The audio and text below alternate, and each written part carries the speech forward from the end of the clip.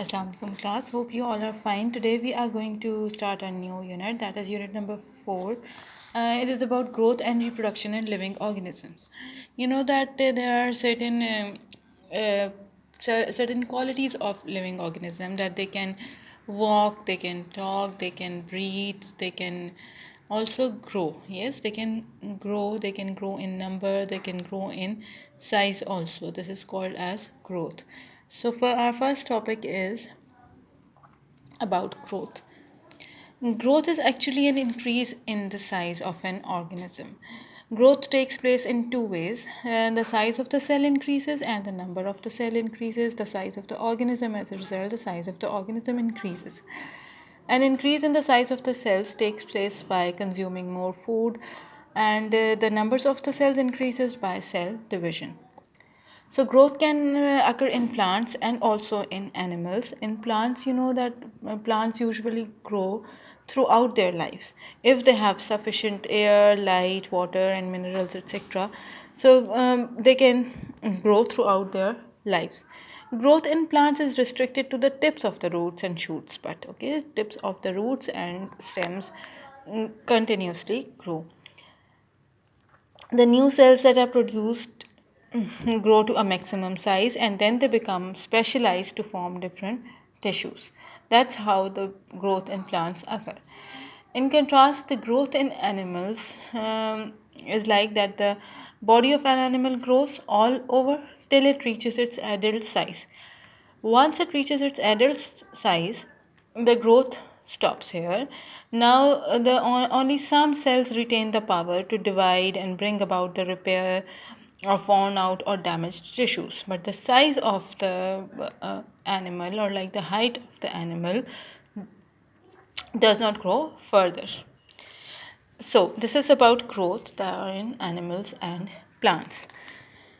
Our other topic is about the reproduction. You know that reproduction means that sorry yes reproduction means that living organism producing new living organisms. This is called as reproduction. There are actually two types of reproductions: asexual reproductions and sexual reproductions. Actually, in asexual reproduction, there's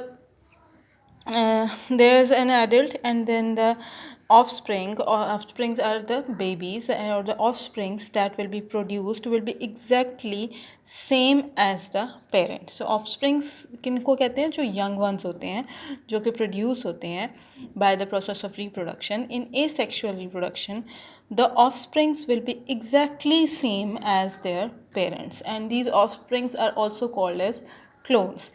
This happens in which type of reproduction? Asexual reproduction. Okay, this asexual reproduction occurs in animals, and it's like that there are many single-celled animals such as amoeba and paramecium, which divides asexually, and this method is called as binary fission.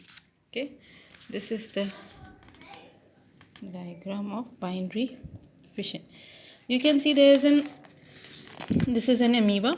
Okay, first it will duplicate itself, then the wall will get separated and the new offspring will be produced. This is called as binary fission. Okay, and some animals such as hydra, this picture, they reproduce by forming buds. Okay, now you can see this. A bud is formed, then the bud starts to grow, and then it grows more, and finally it gets detached from the parent body. This is the parent body, and the bud will get detached from the parent body. This process is called budding. So there are two types of asexual reproduction in animals: the binary fission and the budding. Asexual reproduction in animals.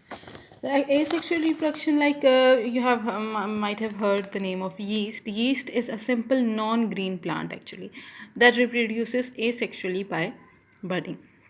And there's fungi that are non-green plants. They reproduce asexually by forming spores. They form spores, and then that's how they reproduce asexually. Thank you so much, Raj. That's all for today.